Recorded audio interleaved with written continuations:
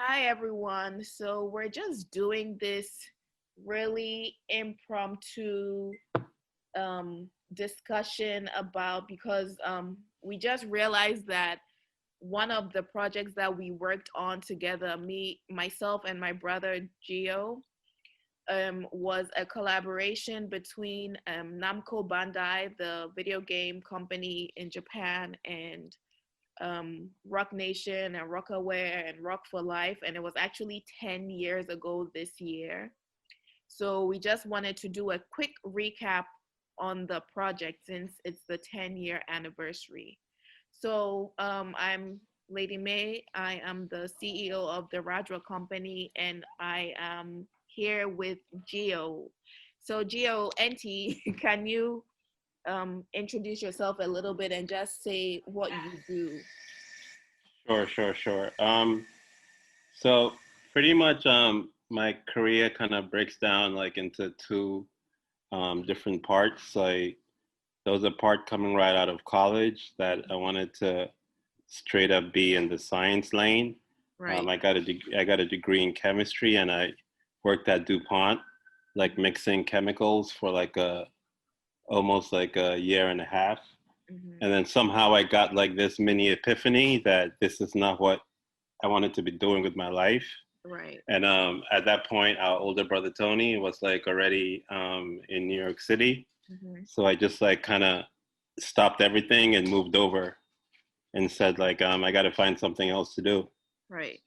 Moved to New York City, and somehow by like serendipity, I ended up working retail, Mm-hmm. and I met a fashion consultant who just kind of hired me, and then that was like the shift in my life. Like I became like sort of I was writing content about like style trends, whatever, in New York City, Mm-hmm. and people just loved my writing.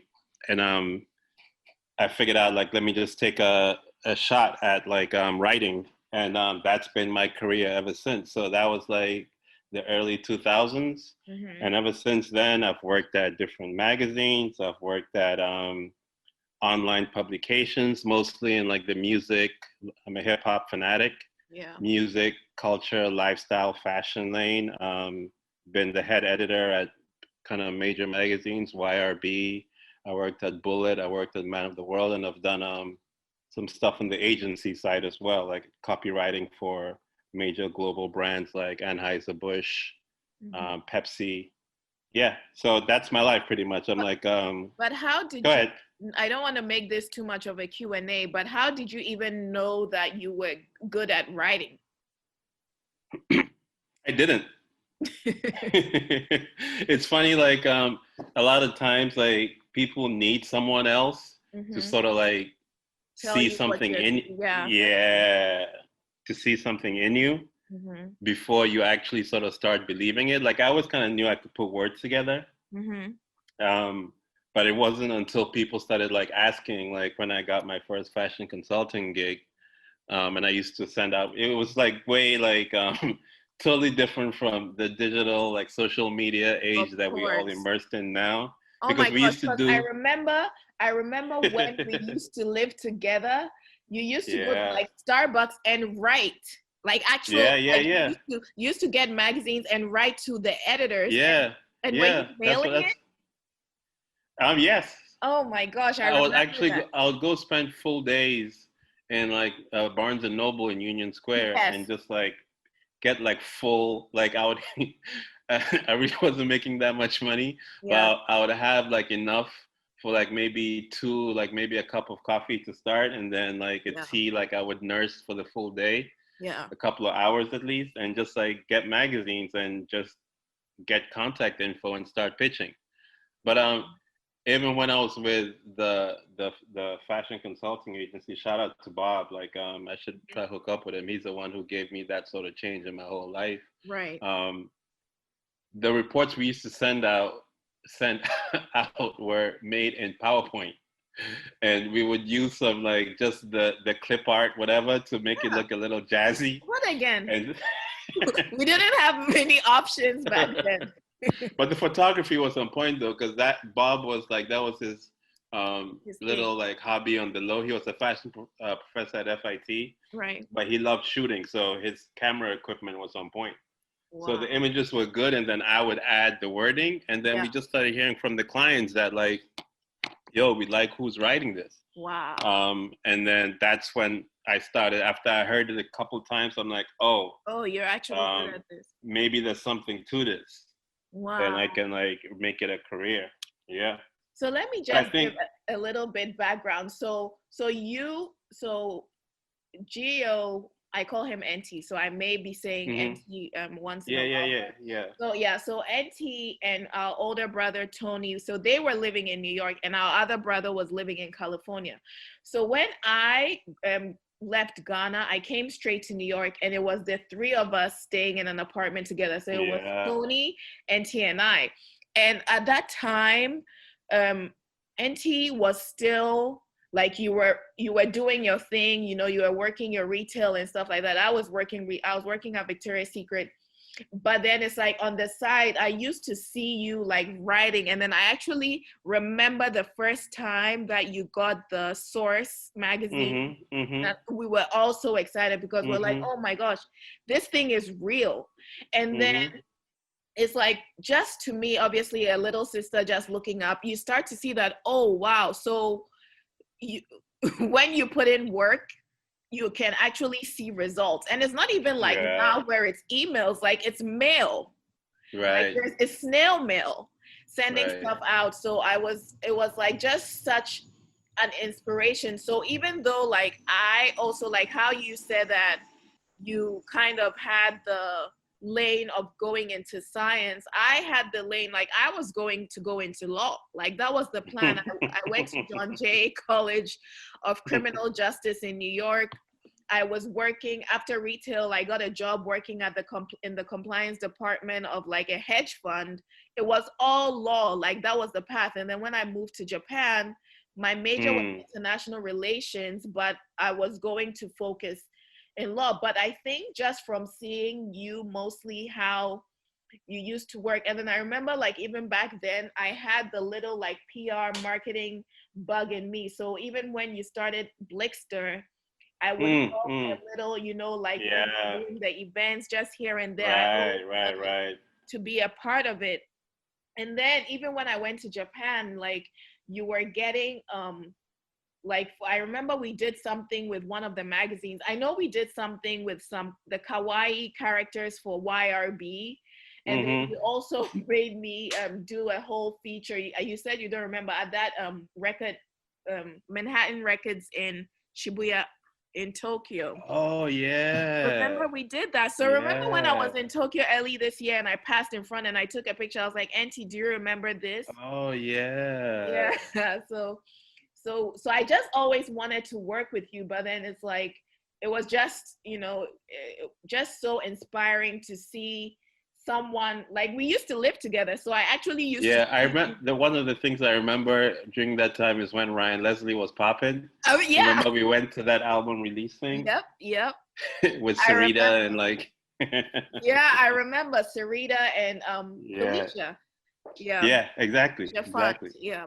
So that is so crazy. So okay, so now let's get into the whole Pac-Man stuff, because that was insane, because it's been 10 years, but it's been like one of the craziest things that I have worked on, because it was a whole lot of magic that came into play. So I will just give like the background. So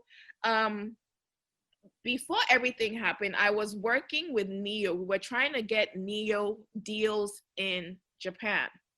And this is like, I've had my company at this time, my company was like not even a real company, really. It was like a year old or something. No, nothing had really happened. I didn't have any serious retainer clients. It was just projects here and there.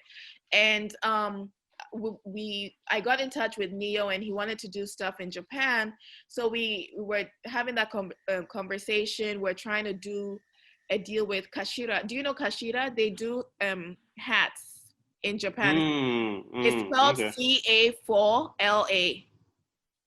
Oh yeah. I think I've seen that somewhere. Yeah, so we were trying to do a collaboration with them. And then Namco Bandai came into the picture, and we were like, oh, maybe we can do a video game with Ne-yo. So it was so it was Grammy weekend 2010, and I flew to California, to LA, and my partner Jen also came. So it was so Jenniko was there, and then we were at this meeting with with Ne-yo's management and the Namco Bandai rep, and we were just talking about it. But I think the Ne-yo's team had this idea about Japan, which many people even still have, that they have such ridiculous budgets. So the numbers that he was saying, like Jen and I were just looking at each other like, yeah, nah, this isn't gonna happen, because he's talking like millions and stuff. Right. But pre anything, like even before we sign anything, he's like talking millions, and not even like the revenue that we're gonna get from the game. So I knew that this wasn't gonna happen, and it was so sad, because we've all flown to LA. You know, the Namco Bandai rep was there, and we were thinking that, yeah, we're gonna seal a big deal and stuff like that, and it was just so bad. And then after the meeting, you called me, and you were like, how was the meeting? And I think I was crying. I was crying, because I was like, yeah, Charlie, the meeting didn't go the way I think I remember that. Yep. I was still in the hotel. It's like the meeting didn't go the way it wanted to. And then you're like, no, but actually, wait, I missed an important step. Before the meeting ended, like after Ne-yo's team left, we were talking to the Namco Bandai rep, and then he's like, oh, by the way, Pac-Man, the video game Pac-Man, is turning 30 years old this year. So if you guys have, he's like, I know this isn't gonna work out, the whole Ne-yo thing, but if you guys have any other ideas, just let us know. Like, we want to do something, so just let us know. So when I was talking to you, I was like, yeah, unfortunately, that didn't happen. But they did say that Pac-Man is 10 and 30. So if we have any ideas, and then you were like, oh, yeah, like interesting. And then you told me that you had this meeting with Jin Lane. So I don't know if you want to just. Yeah, it was weird, because at that point I'd also started like a little intermediary sort of, like, that's when blogs were like super hot. So I'd started this blog called Collab Society. Yeah. And this was right when, like, I think collabs were just starting to, like, you know, really gain steam. It's not like what it is today, that you go on like Hypebeast and like every post is like a collab by whoever and whoever. So I started that just to sort of like shine a light on the collabs I thought were cool. Right. And through that, I met this dude named Martin. Shout out to Martin. Like, you know, we still talk, we still work together on some stuff. And at that point, he saw that I had launched Collab Society, and I think just randomly, like, he hit me up, like, that's a lane that he's super interested in too. Right. So we've been talking like peripheral, and I hadn't really gone deep into anything. And then I think you had told me about this sort of like the 30-year anniversary thing coming up. Right. So me and him had met one time, like at some Starbucks somewhere in the Upper East Side, and just like talking about like possible things to do to big it up.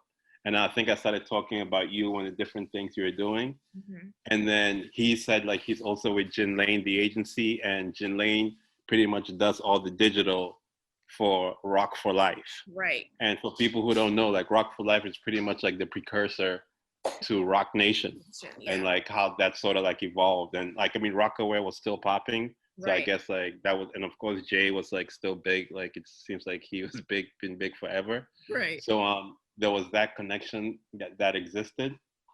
So I think somehow we just got to talking, and I was like, the 30-year anniversary thing is coming. Yeah. And then he said like Jay goes on tours, and I was like, why don't we add something? Like, let's put something together of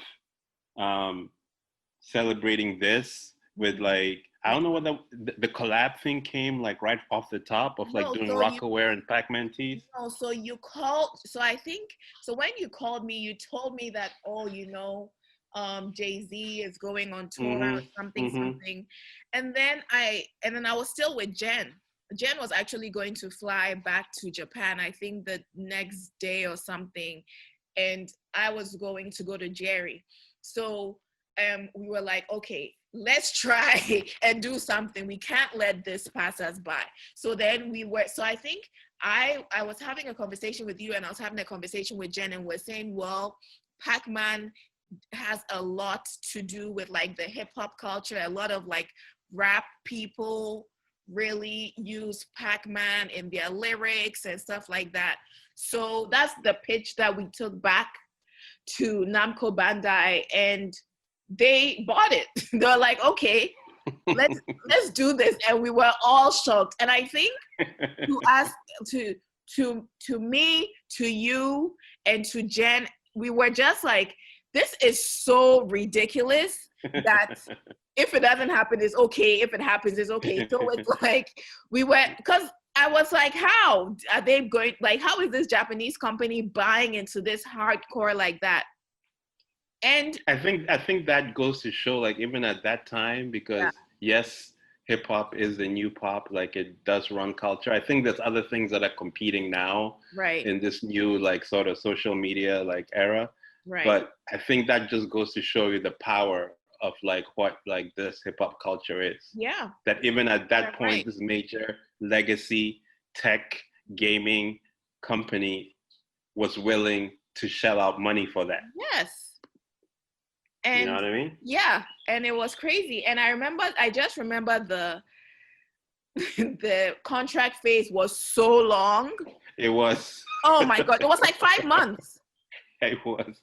I mean, there's so many times I was like, maybe it's not going to happen. I know. But you know why it was so long though? Why? Because everybody ate. Exactly. For that deal, everybody ate. We Martin, really ate. who brought it up, like ate.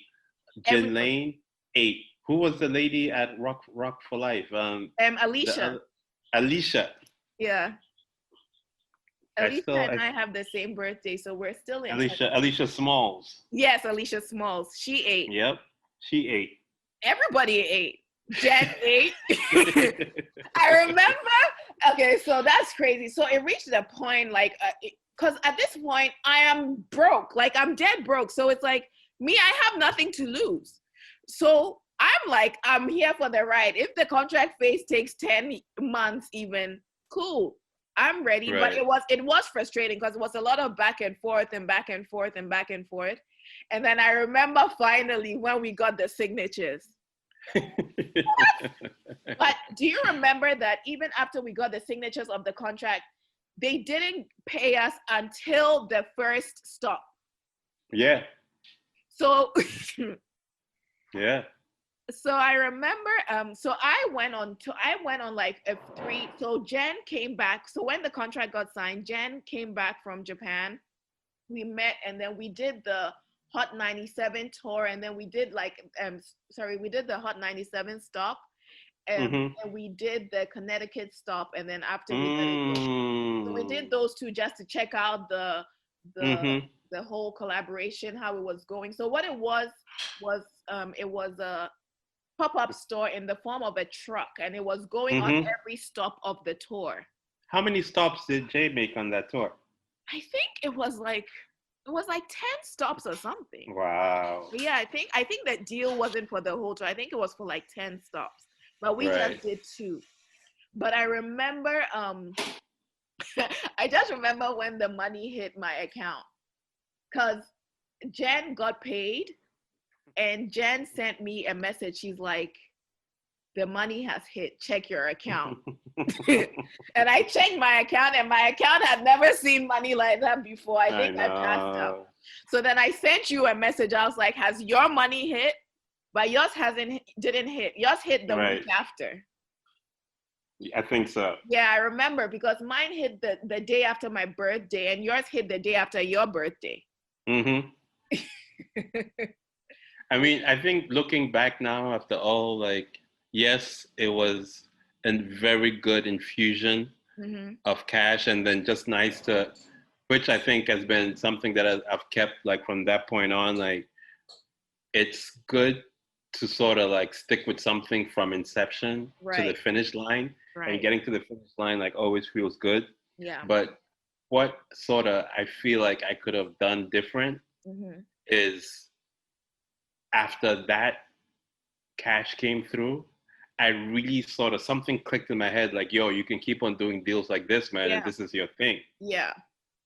But meanwhile, I did it without putting any real effort and action behind. Yeah. But then because it was serendipity. This true. one, all the way the different pieces fell into place was just like, it's just like once in a, I wouldn't say once in a lifetime. That's a little bit exaggerating, like sort of too much hyperbole. But yeah, but it was kind of magic how it like all came together. Wow, I remember it so well. Yeah.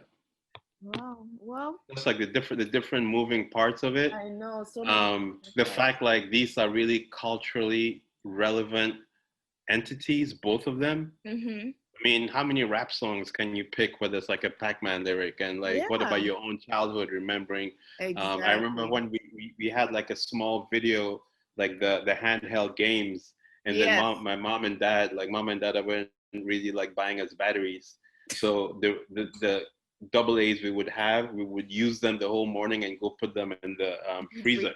Yeah, to get them back charged and just to play Pac-Man. Yeah. So yeah. It was crazy. Yeah, that's good. That feels good going down memory lane like that. Yeah. Can't believe it's 10 years already. Yeah, I think so they must have turned like when they celebrated their 40th. Oh yeah, right? It would be in June-ish. Did they do anything for that? I just saw like one thing with Red Bull. Yeah, and I think Namco too also has like other games that are big now. Yeah, they do. They have Tekken 9, and they have they have a bunch. Right. I mean, just in closing, one thing I want to say is like, I feel taking it bigger than our fam and taking it to like the Ghanaian experience, like as a whole. I think even for me being able to switch lanes and being able to like know a Martin who knew a Jin Lane who was connected to, I think Ghanaians just like really, and I think we've discussed this before in the different podcasts that we've done, have this ability to just immerse in a culture that's not natively theirs. It's true. Because it's like, I was rolling, like, let's say my accent might be different or whatever, but yo, I know the culture just as well as you. Yeah, true. You know what I mean? And I think that aspect just like really helps like Ghanaians, I think.